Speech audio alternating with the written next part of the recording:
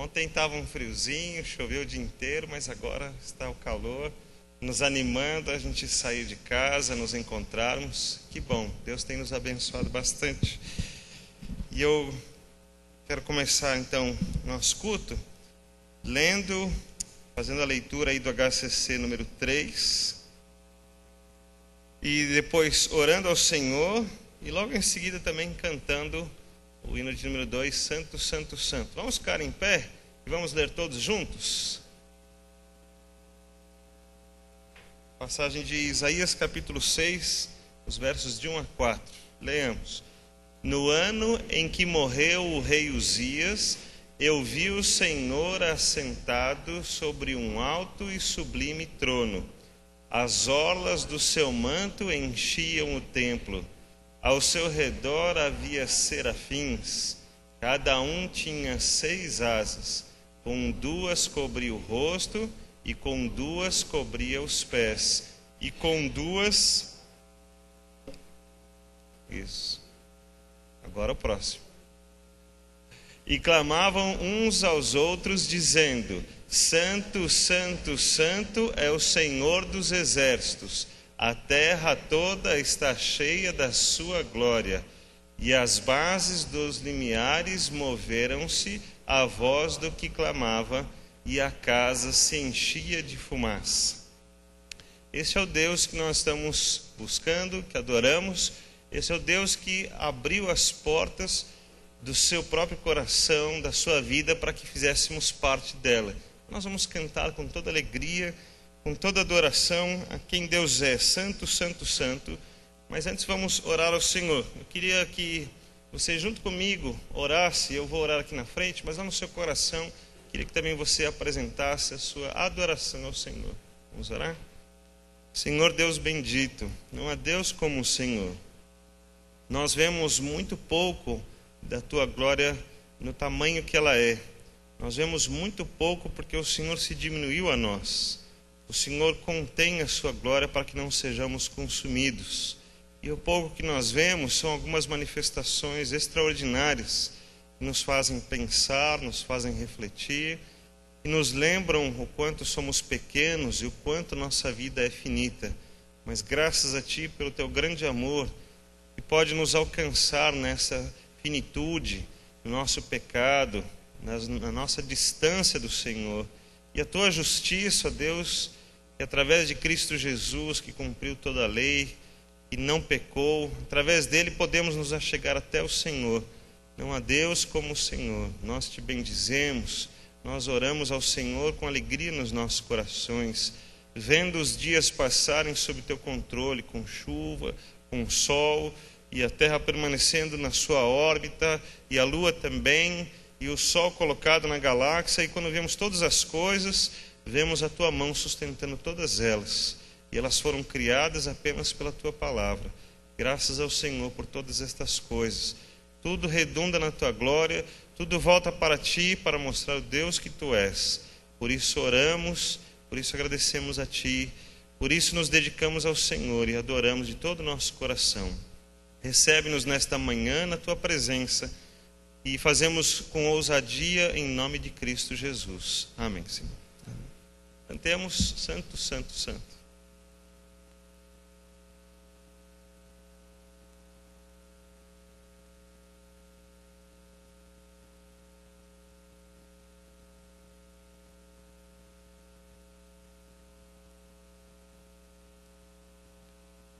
Nós não temos nenhum pianista por aqui, né?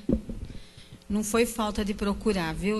Eu como mãe, né, do chefe de música, então deixa eu falar para vocês. Não foi falta de procurar. É que os irmãos estão viajando, aproveitando, mas nós estamos aqui para louvar ao Senhor. Vamos cantar, então. Santo, Santo, Santo, Deus onipotente, cedo de manhã entoamos teu louvor. Santo, Santo, Santo, nosso Deus triuno,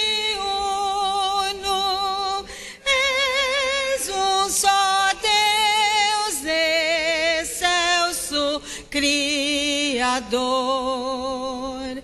Santo, Santo, Santo, todos os remidos, juntos com os anjos, mantém louvor.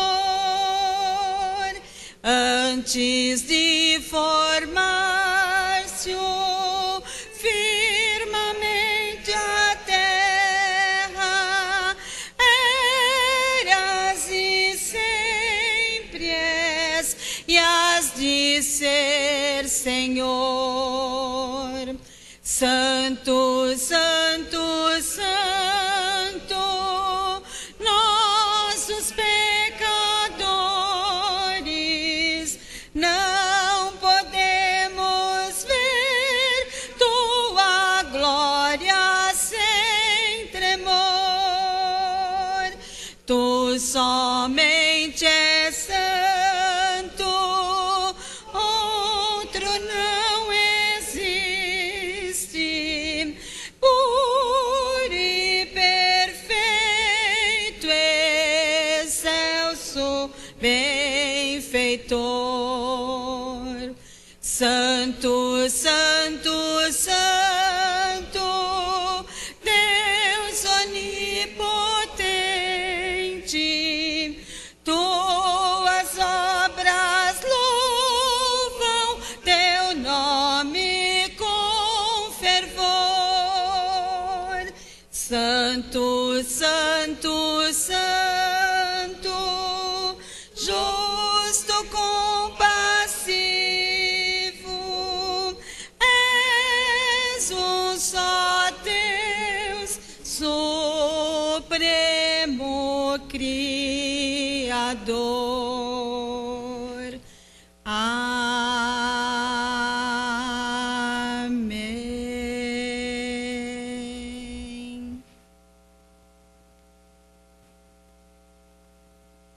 Os irmãos podem assentar-se, mas nós vamos orar ao Senhor orações de gratidão. Mesmo sentados, gostaria que nós tivéssemos algumas orações voluntárias. Talvez uma oração frase, talvez uma oração com algumas frases, mas aquele que sentir desejo no coração pode apresentar a sua vida, as nossas vidas, esse culto ao Senhor neste momento. Oremos.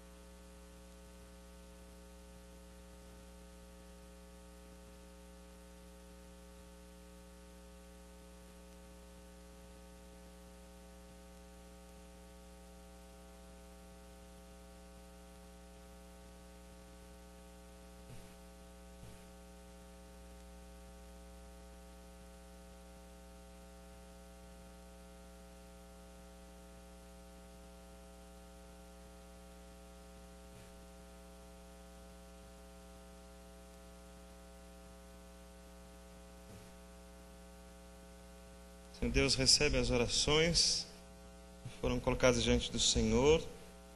E realmente os nossos corações são gratos a Ti e reconhecem a Tua presença e a Tua bondade sobre nós. Recebe-nos na Tua presença em nome de Jesus. Amém. Vamos cantar Como Deus é Glorioso, no número 64.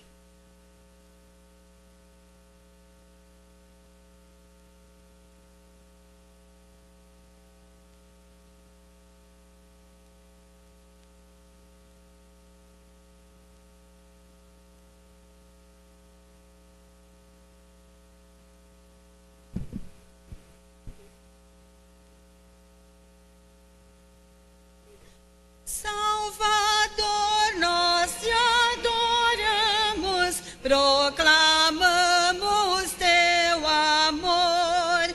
Tu és santo e poderoso, glorioso és tu, Senhor. Glorioso, glorioso, glorioso és tu, Senhor. Glorioso, glorioso,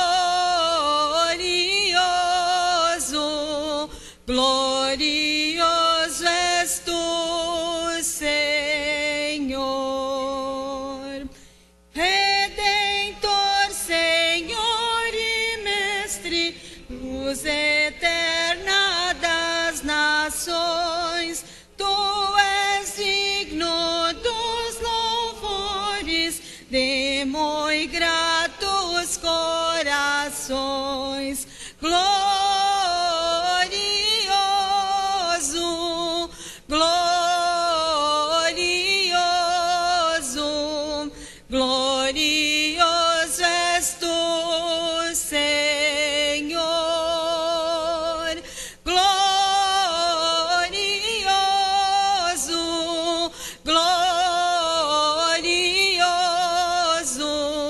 glorioso, glorioso és tu, Senhor. Do teu lar de luz e glória,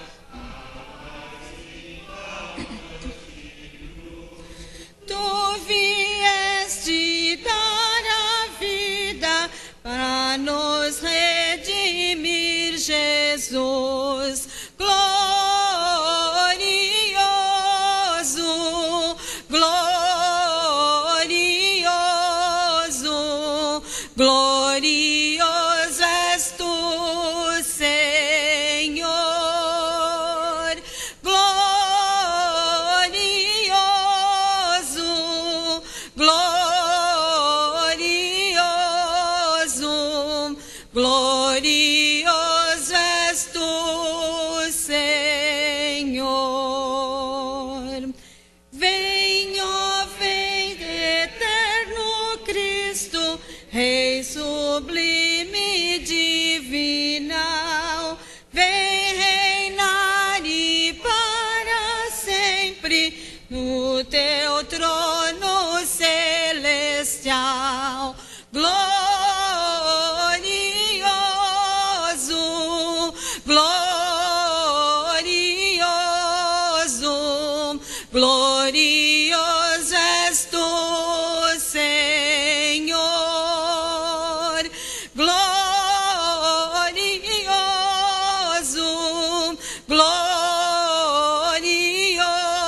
glorioso, glorioso és tu, Senhor.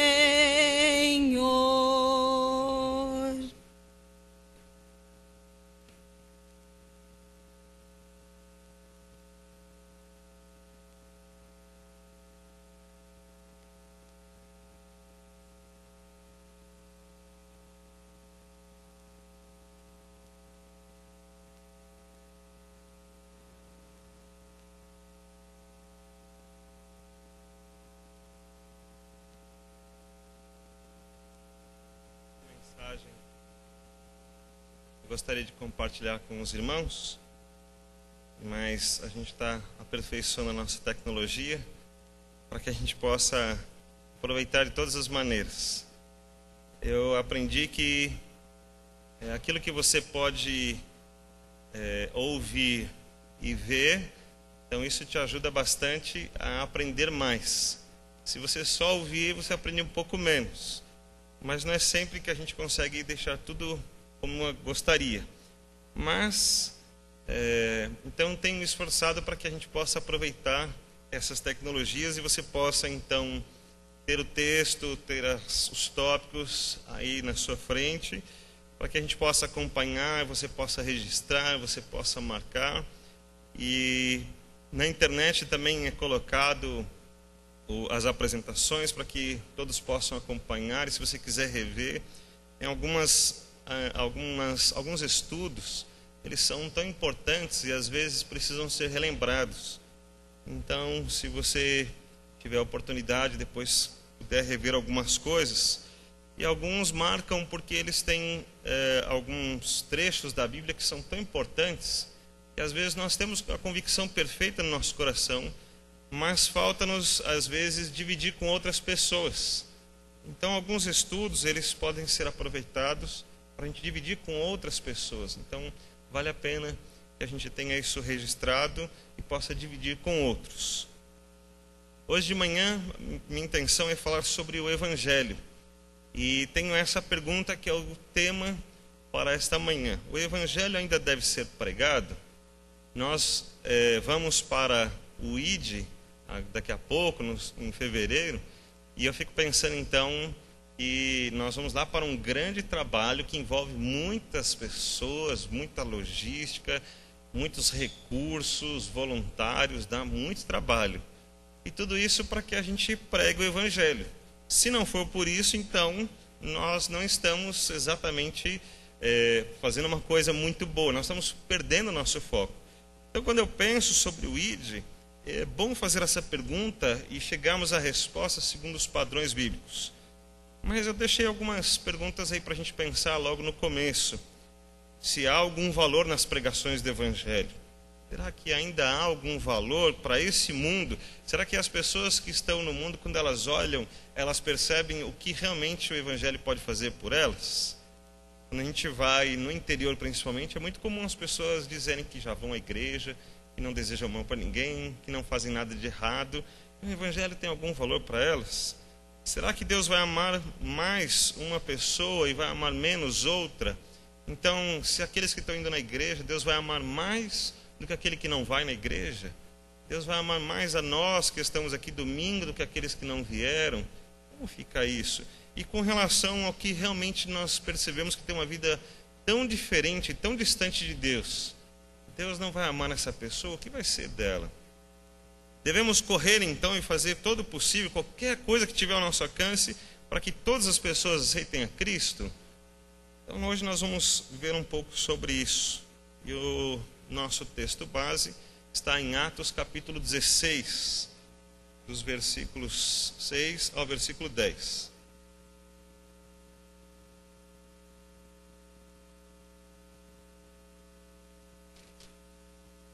Como eu já expliquei, o texto não é colocado aqui para que a gente possa olhar na nossa Bíblia. E a gente grava melhor quando a gente olha na nossa própria Bíblia. Depois eu vou ler em casa, eu vou lembrar, né? Está embaixo, está em cima. Tem gente que tem a sua Bíblia de anotação. Então eu tenho algumas Bíblias que eu uso para estudo, tem aquelas que eu anoto, né? Então, de repente é a oportunidade que nós temos de anotar na própria Bíblia e de pensarmos em tudo isso. Atos capítulo 16, a partir do versículo 6, diz assim: E percorrendo a região frígio-gálata, tendo sido impedidos pelo Espírito Santo de pregar a palavra na Ásia, defrontando Mísia, tentavam ir para a Bitínia, mas o Espírito de Jesus não o permitiu. E tendo contornado Mísia, desceram a Troade. À noite sobreveio a Paulo uma visão na qual um varão macedônio estava em pé e lhe rogava, dizendo: Passa a Macedônia e ajuda-nos. Assim que teve a visão, imediatamente procuramos partir para aquele destino, concluindo que Deus nos havia chamado para lhes anunciar o Evangelho.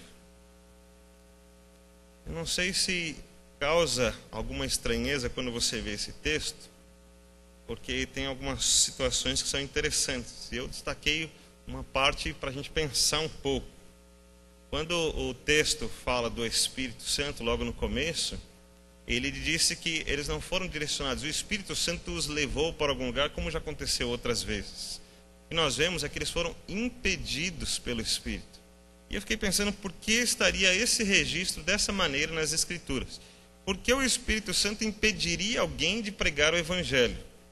E agora ficou uma coisa interessante para pensarmos, porque nós entendemos que todas as pessoas precisam da palavra de Deus. Então, por que o Espírito Santo estaria impedindo? E por que lá no texto não diz apenas que, o Espírito Santo quis levá-los para a Macedônia e ele fez isso? Porque ele os impediu de ir para a região que eles estavam pensando e depois, então, há um direcionamento do Espírito, como nós vimos no texto. Então, vale a pena a gente pensar sobre isso. E a pergunta, então, que eu quero fazer agora é: Deus não quer que o Evangelho seja pregado?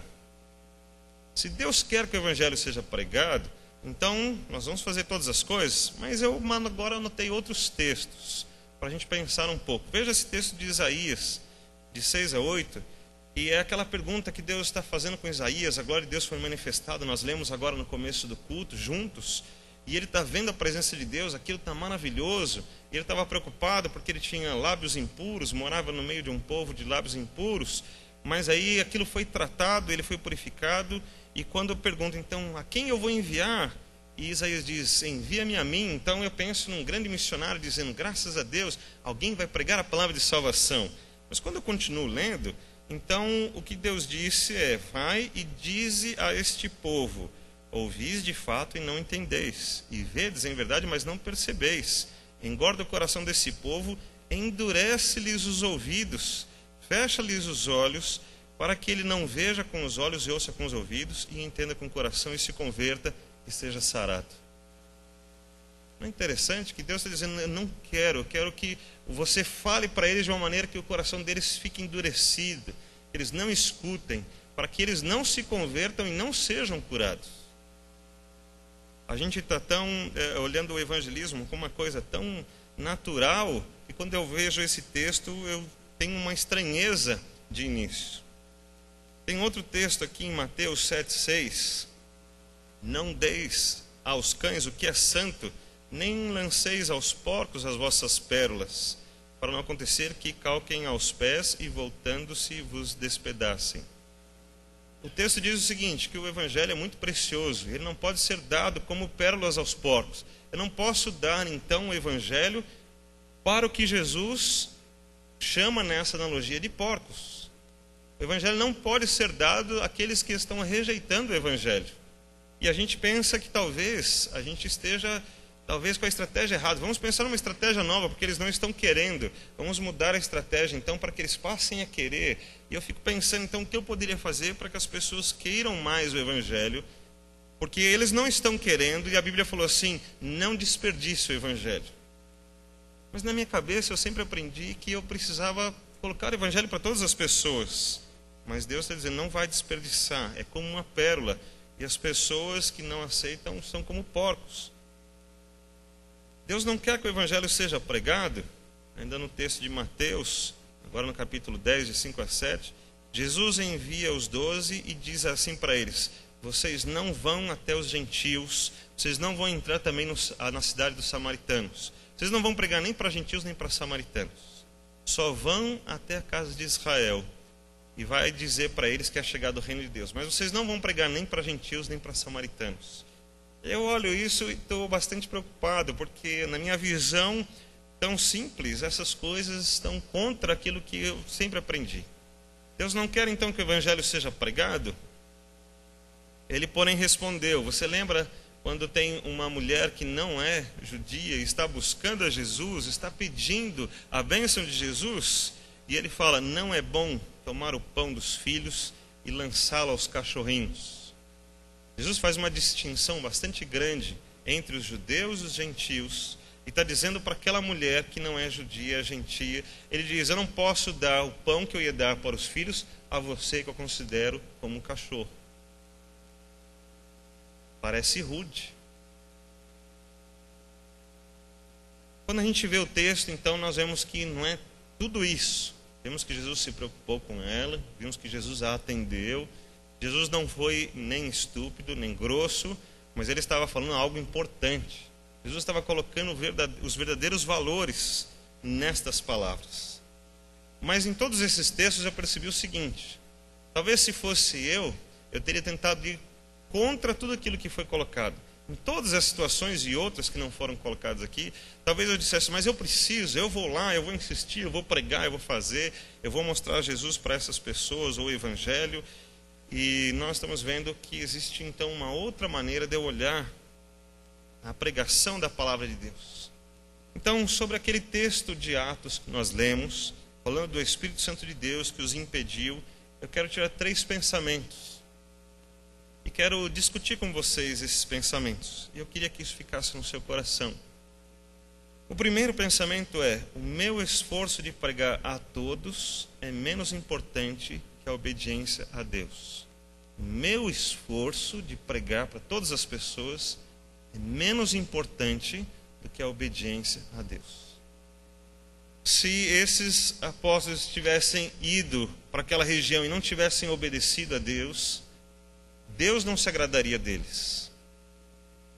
Eles queriam muito pregar o Evangelho, eles estão indo e eles têm em mente para quem eles querem pregar o Evangelho, mas o Espírito Santo os impediu porque não queria que eles fossem para lá. E a obediência a Deus é mais importante. A gente pode pensar nas coisas com Deus, no relacionamento com Deus, ou naquilo que a gente pode viver com Deus, ou aquilo que a gente pode fazer por Deus, como a coisa mais importante do mundo. E tem coisas que nós pensamos assim. Quem gosta de música sabe muito bem o quanto a gente se dedica à música e quanto é gostoso pegar o seu instrumento, a sua voz e treinar, e no dia apresentar a coisa mais linda. Mas às vezes Deus estava dizendo que isso não é importante, não é isso que Ele quer. Mas a gente tem na cabeça que é isso que eu quero fazer para Deus. E eu coloco na minha cabeça que isso é mais importante. E Deus está dizendo assim, mais importante do que fazer o que está na sua cabeça, do que fazer aquilo que você acha que é bom para Deus, é obedecê-lo naquilo que Ele diz que é bom, naquilo que Ele diz que é a vontade de Deus. Obedecer vem em primeiro lugar. Primeira obediência, conhecer a vontade de Deus e obedecer, por mais que eu ache que seja importante aquilo que eu vou fazer para o Senhor. Segunda coisa, que o Evangelho, ele tem um foco na história de Cristo, na sua divindade, na sua santidade, na sua vontade e não no homem. Você vai perceber que falar do Evangelho não é falar de nós mesmos, não é trabalhar os nossos interesses, nem da igreja e nem do próprio homem nas suas necessidades. Mas falar do Evangelho é falar do Cristo, é apresentar a história de Cristo, é colocar diante das pessoas quem é Cristo. Então nisso eu falo da sua divindade, falo da sua santidade, falo inclusive da sua vontade, vou cumprir essa vontade. E eu começo apresentando o Evangelho na minha própria atitude, quando eu passo a obedecer a Deus, e essa obediência vem em primeiro lugar, e não no homem. Então eu não inverto os papéis, mas então essa obediência fica tão verdadeira, e tão aparente, tão notória na minha vida, que as pessoas vão perceber que o que eu falo é aquilo que eu estou vivendo. E essa obediência, então, é a primeira coisa que deve aparecer. Como eu vou dizer para as pessoas que elas precisam obedecer a Deus, ouvir o Evangelho, se eu mesmo não dou ouvidos? O segundo pensamento desse texto de Atos que nós lemos é que o meu esforço, é que Deus está interessado na pregação do Evangelho do seu amor, mas também na sua justiça. Então, nós pregamos o amor de Deus, e sobre isso tive a oportunidade de ouvir bastante no acampamento de pastores essa semana lá em Sumaré, através do pastor Luiz Saião e do pastor Franklin Ferreira, e aquilo foi muito edificante quando nós ouvimos falar do teísmo aberto, onde fala-se do problema do mal do homem. Então, qual é o problema e quais são as coisas que nos afligem, e como vamos buscar a Deus, e como Deus é revelado. Então, falamos muito do amor de Deus, da graça e misericórdia de Deus, mas parece que Deus só ficou nisso, e que os outros atributos de Deus ou são menores ou não existem. Então, agora nós vamos ver então que Deus sim tem amor e tem misericórdia e que Ele está interessado na pregação do Evangelho. No próprio texto de Atos nós vimos que Ele agiu sobrenaturalmente. O próprio Deus deu a Paulo uma visão de um homem macedônio dizendo: passa aqui. Então foi algo que Deus fez, dizendo: eu quero que o Evangelho seja pregado lá para os macedônios. Então Paulo tem aquela visão, e aí ele vai e Deus estabelece as prioridades da sua obra, da maneira como Ele quer que as coisas aconteçam. Apesar do texto lá em Isaías ser bastante duro, que nós lemos, de pregar até que os seus corações sejam endurecidos, que eles não se convertam, em Isaías 11, então alguns capítulos mais para frente do capítulo 6 que nós lemos, nós vamos ver que Deus profetizou a respeito de Israel, que Israel seria levantado, mas um renovo. Então Israel não seria levantado todo ele, com toda a beleza, com todas as famílias e do jeito que estava, mas Deus traria sim um renovo. Alguma coisa iria acontecer ali e depois Deus iria levantar novamente o povo de Israel. Também vimos que o amor então é um dos seus atributos, mas a justiça e a santidade também o são. Por isso que quando vimos o texto de não lançar pérolas aos porcos, nós estamos vendo uma avaliação bastante importante de Deus com relação ao Evangelho e com relação às pessoas que estão recebendo o Evangelho. Nós estamos vendo então que para Deus o Evangelho é algo que tem muito valor, algo muito especial, muito custoso, e não foi barato. Apesar de ser de graça, não foi barato. Nós recebemos de graça, mas alguém pagou por isso. E é isso que Deus está mostrando aqui. Mas que além do seu amor e da sua misericórdia, também há os atributos como a justiça e a santidade, que também são apresentados. Quando Deus compara o Evangelho com uma pérola e diz que os que estão rejeitando o Evangelho são como porcos, Deus está mostrando a santidade, que os porcos não merecem ou não podem ter contato com as pérolas.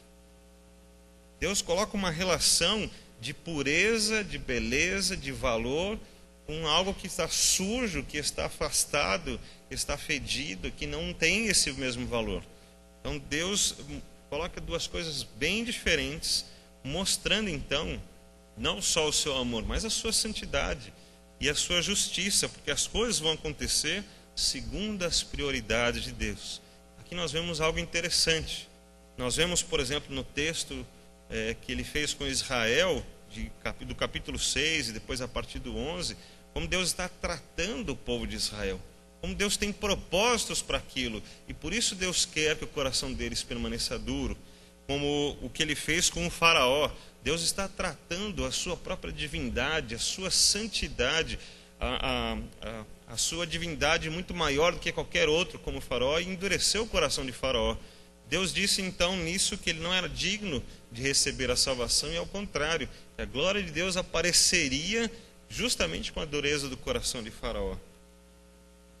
Ainda o terceiro pensamento, a partir do texto que nós lemos, é que eu não devo usar estratégias para tornar a pregação resumida, ou para atender os objetivos pessoais do pregador, ou para torná-la mais atrativa, se eu filtrar a essência dos interesses de Deus.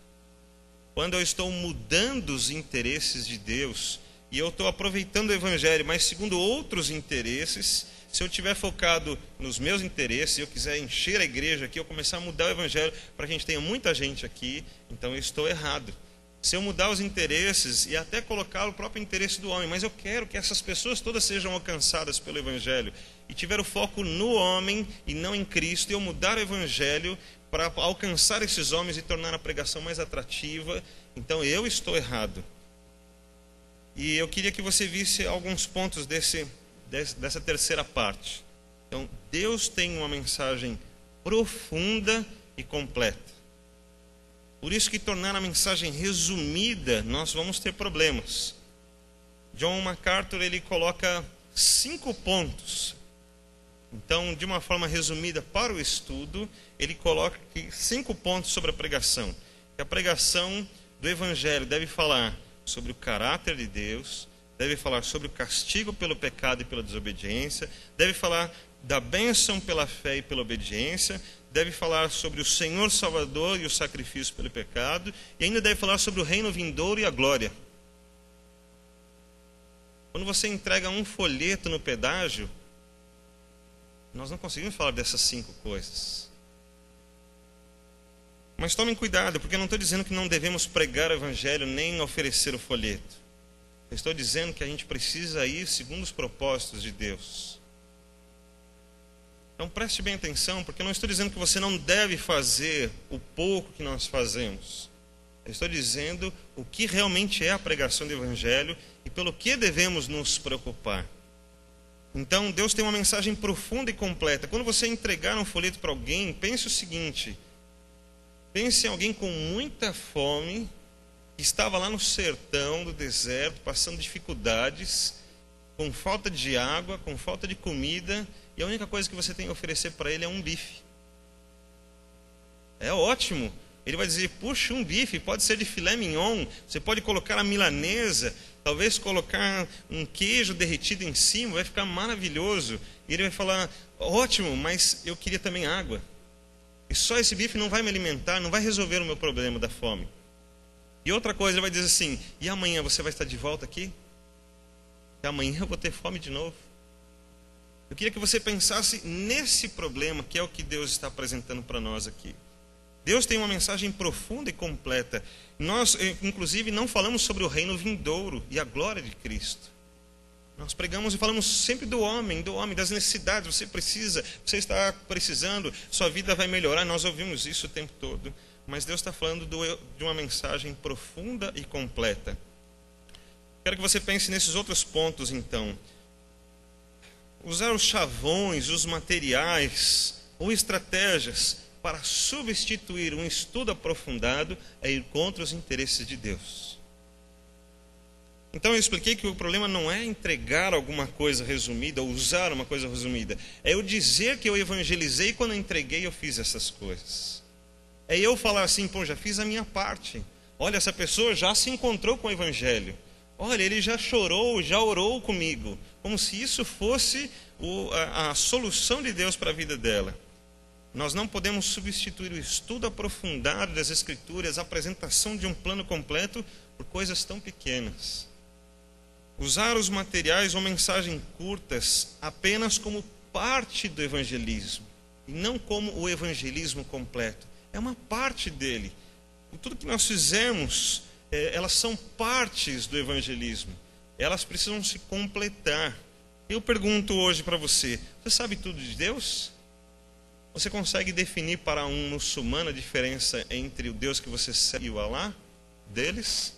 Você consegue explicar para o testemunho de Jeová quem é o Espírito Santo e quem é Cristo Jesus e por que nós temos diferença entre eles? Você vai dizer assim, bom, talvez eu tenha alguns argumentos, ou talvez você diga assim, não, eu creio, mas não o suficiente para debater. Então eu pergunto, se nós não estamos conhecendo todas as coisas, por que podemos dizer para uma pessoa que não conheceu nada ainda, que ela está tudo certo, que já está resolvido o problema dela com Deus e que agora ela já está salva com Deus? Como podemos concluir a evangelização para aquela pessoa apenas porque entregamos um folheto para ela e dizemos, ó Deus, agora a responsabilidade é dela, eu já fiz a minha parte. Queria que nós entendêssemos que há muito mais. Não deixar os que Deus manda para você sem a continuação da evangelização. É uma coisa muito importante aqui.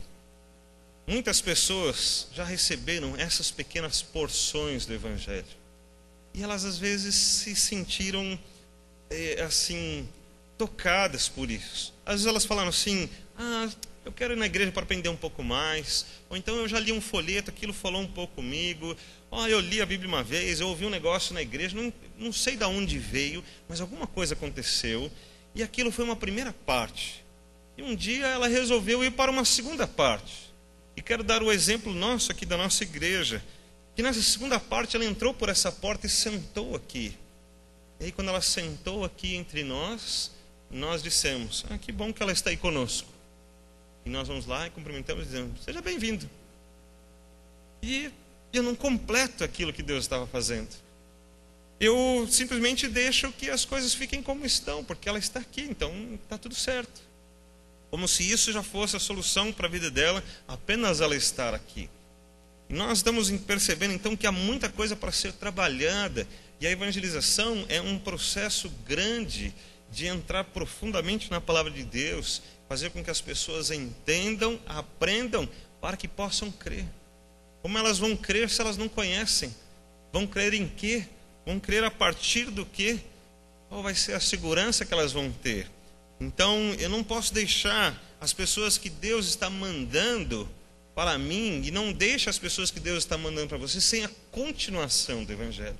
Veja o que ela conhece sobre Deus e ajude a completar o que ela conhece. Ajude ela a entender o plano completo de Deus e tudo que Deus tem para ela.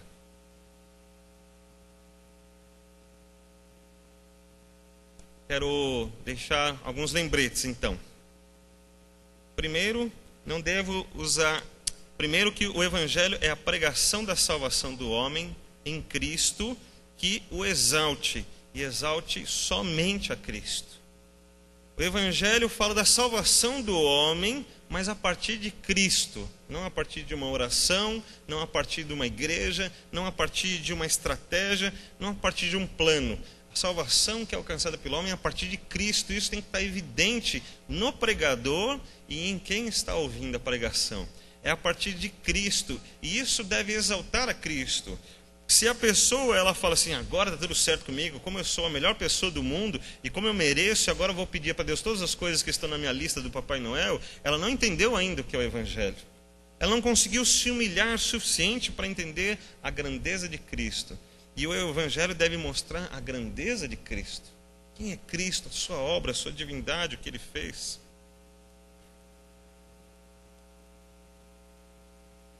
Segundo, o Evangelho que não tem Cristo como o centro da pregação, da palavra, das ideias, tudo, e que não exalta a Cristo, não deve ser pregado.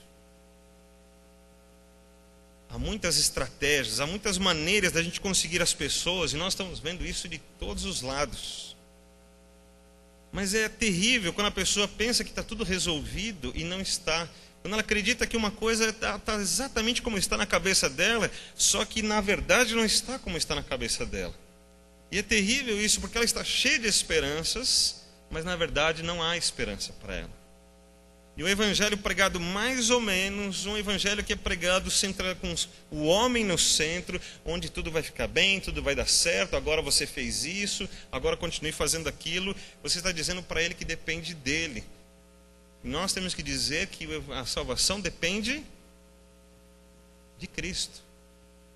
E ele tem que se ajoelhar diante de Cristo todos os dias da sua vida. E ele vai entender que Cristo é o centro. Ele vai entender a glória de Cristo. Ele nunca vai chegar diante de Cristo ou diante de Deus numa oração e chamar do cara lá de cima, ou meu amigão, e vamos trocar uma ideia. Ele não vai usar termos assim, porque ele vai entender a grandeza de Cristo.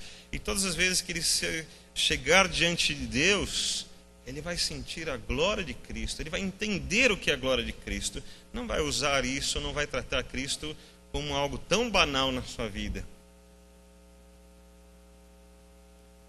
Ainda o Evangelho fala de Cristo, fala dos seus atributos, da sua obra, da sua divindade, e também fala da exigência aos homens em sua finitude e pecado, e se arrependam e deixem o caminho do inferno. Eu confesso que eu fiquei bastante feliz quando o Franklin Ferreira, lá no acampamento, disse que nós não devemos convidar as pessoas a aceitarem a Cristo, mas devemos levar as pessoas a obedecer a Cristo. Eu falei, puxa vida, eu falei tanto isso, mas eu não vi alguém falando exatamente com essas palavras, e aí eu vi ele dizer mais ou menos as mesmas palavras e fiquei muito feliz. Porque quando nós vemos esse texto de Atos 17:30, nós estamos vendo que Deus, não levando então em conta os tempos da ignorância, manda agora que todos os homens em todo lugar se arrependam. Não é uma palavra, um convite. E aí, o que você acha? O que é mais interessante para você? A vida com Cristo ou a vida com o mundo? Você não gostaria de fazer uma escolha como se fosse algo comparável. Se eu pudesse comparar a santidade de Deus, o sacrifício de Cristo, com as coisas do mundo, e ele fica pensando, e agora? Qual dos dois que eu vou escolher? Se nós pregarmos o que realmente Cristo é, a sua glória, a sua obra, o homem vai olhar, mas se eu escolher o mundo, eu estou realmente indo contra Deus, contra o propósito e contra a vontade de Deus. Ele sabe que ele está condenado. Ele não vai dizer, não, mas Deus vai me abençoar aqui, não, mas está tudo ótimo. Deus fez o mundo para a gente aproveitar. Ele não vai usar argumentos assim. Ele vai olhar para Cristo e dizer assim, ou ele vai dizer, eu não posso ir para Cristo porque eu amo o mundo, eu estou no pecado, eu estou condenado mesmo e vou continuar nessa condenação. Ou ele vai dizer assim, nunca ninguém fez isso por mim e eu não posso desperdiçar esse amor. Ele vai entender uma das duas coisas, mas ele não vai continuar mais sendo a mesma coisa se realmente o Evangelho de Cristo for pregado. O que nós estamos percebendo então através desse texto de Atos é que Deus tem propósitos e Deus valoriza muito a sua palavra. E nós vamos ver que o Espírito Santo está trabalhando, dirigindo as coisas para que a vontade de Deus seja estabelecida. E que Deus não está esperando o que será que o homem vai fazer para tomar as suas decisões, mas ele está tomando as suas próprias decisões e dirigindo o universo e escrevendo a história exatamente como ele quer. E nós temos esse privilégio de ter essa pérola em nossas mãos para poder oferecer de acordo com a vontade de Deus.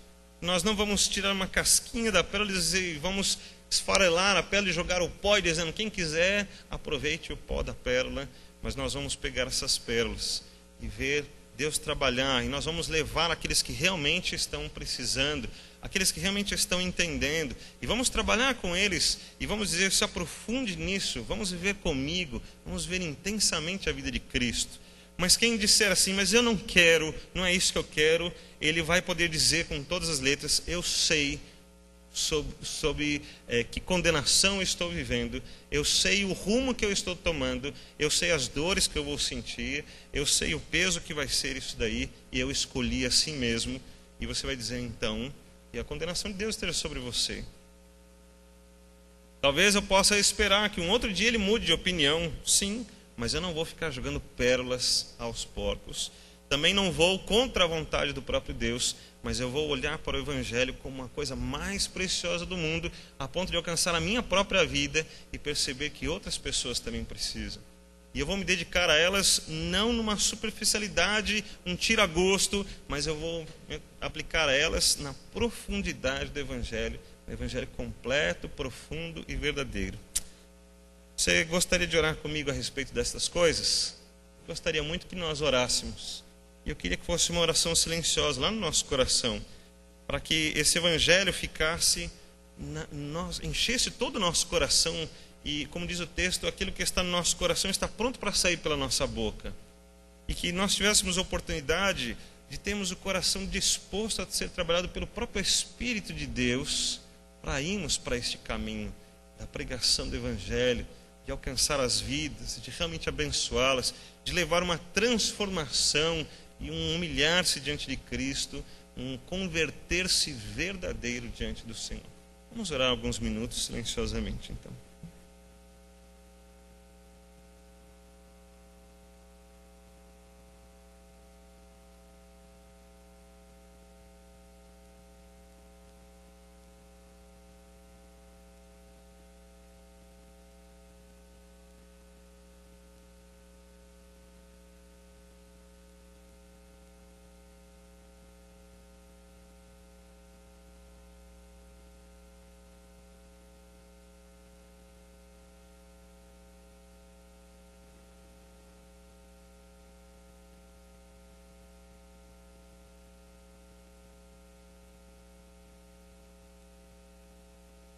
Nós vamos ter a oportunidade de entregar os nossos dízimos e ofertas.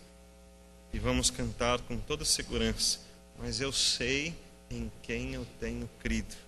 Assim como Jó já tinha convicção do seu Redentor. Ele não tinha dúvidas e não tinha um relacionamento superficial com Deus.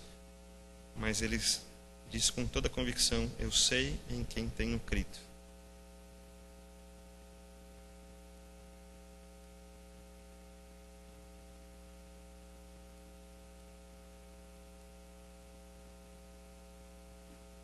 aquilo que eu passei o ano passado.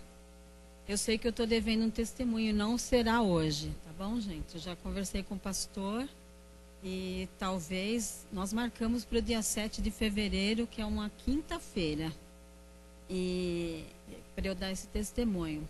Mas quando o pastor foi falando, né, na mensagem, que uma pessoa, eu até escrevi aqui, sabe, gente? Sim, com certeza o Senhor está aqui. E ouvindo essa mensagem, eu me lembrei de uma alma que eu semeei para Cristo, lá no Maranhão, no hospital. E eu digo semeei porque, como disse o pastor na mensagem, alguém plantou. Não fui eu que plantei, mas eu colhi essa semente, essa alma para Cristo, através da oportunidade que eu tive de sair daqui e ir para lá. A gente não sabe os propósitos de Deus, mas Deus me deu essa oportunidade de semear esta vida para Cristo. E mais ainda, gente, foi quando eu cantei para esta pessoa, para esse nosso irmão, este hino, mas eu sei em quem eu tenho crido. Por isso que eu não pude deixar de falar, viu, pastor? Porque foi assim muito marcante na minha vida. Após eu ter cantado para ele, a alegria está no coração de quem conhece a Jesus. Ele era um senhor que já tinha amputado uma perna, depois amputou a outra, mas eu vi a alegria no rosto dele. E o Wesley, quando esteve lá, falou com ele e falou: mãe, dá uma passada lá no seu Sebastião, conversa com ele. E eu fui. Então Deus me deu essa oportunidade. E eu falei para ele que se o senhor quiser, quase que eu falei que se o senhor quiser obedecer, né? Mas eu não falei isso também, mas a partir de agora eu vou falar também. E eu comecei a cantar esse hino e Deus falou ao coração dele e ele falou: eu aceito. Então vamos cantar esse hino, irmãos.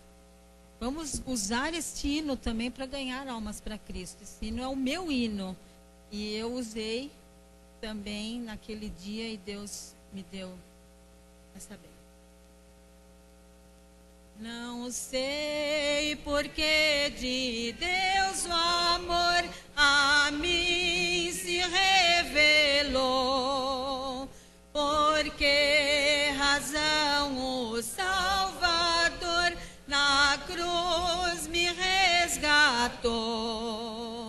Mas eu sei quem tenho crido, estou pensando que é poderoso para guardar o meu tesouro até o dia final.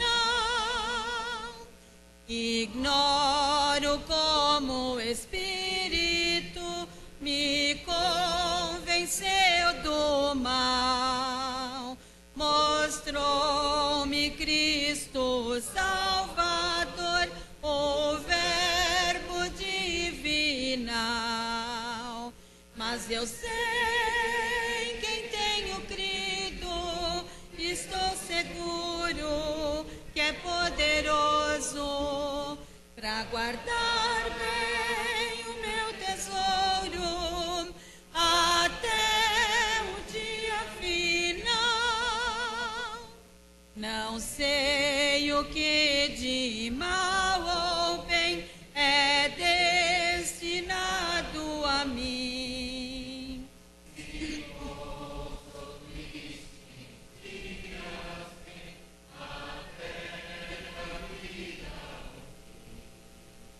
Mas eu sei quem tenho crido, estou seguro que é poderoso para guardar bem o meu tesouro até o dia final. E quando vem Jesus, não sei se breve ou tarde vem, mas sei que meu Senhor virá na glória que Ele tem. Mas eu sei quem tenho crido, estou seguro que é poderoso para para guardar bem o meu tesouro até o dia final.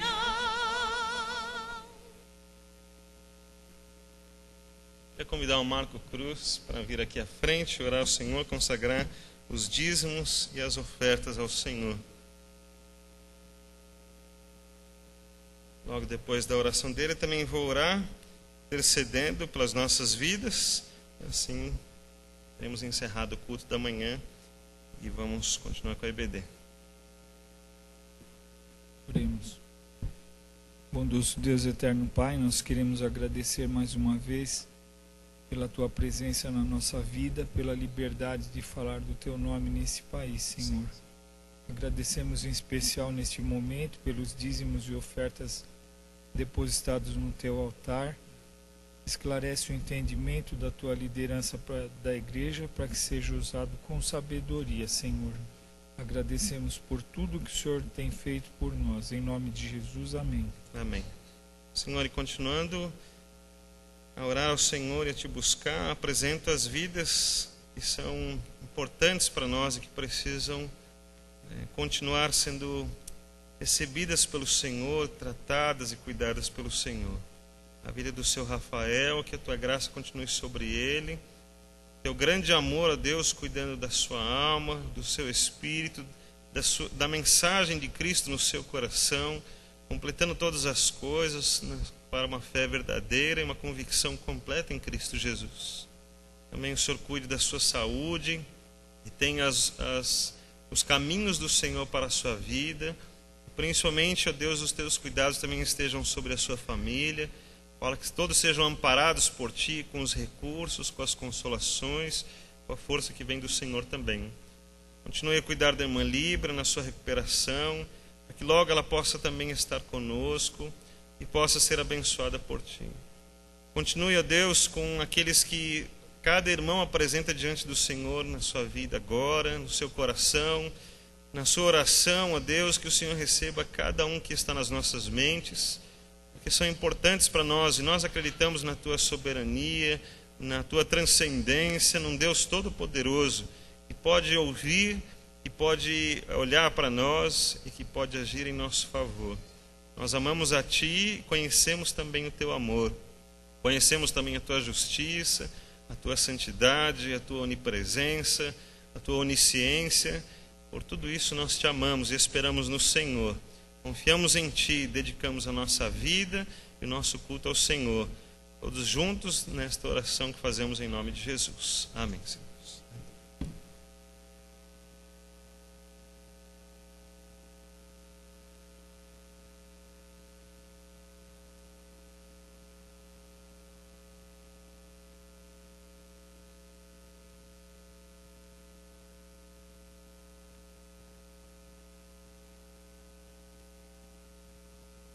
Durante esse mês de janeiro, a nossa escola bíblica dominical cedeu o seu horário para que o Conselho Diagonal programasse aulas numa classe única, e por isso nós hoje teremos a presença do irmão Gerson Murilo, da Igreja Batista de Brás Cubas, já está entre nós, e nós estamos então nos preparando para ouvi-lo.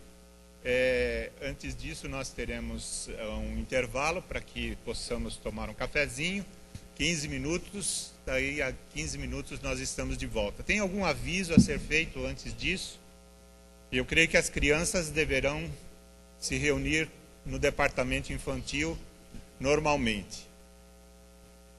Não havendo, então vamos para o nosso cafezinho. Daqui 15 minutos todo mundo de volta para que possamos ouvir o irmão Gerson Murilo.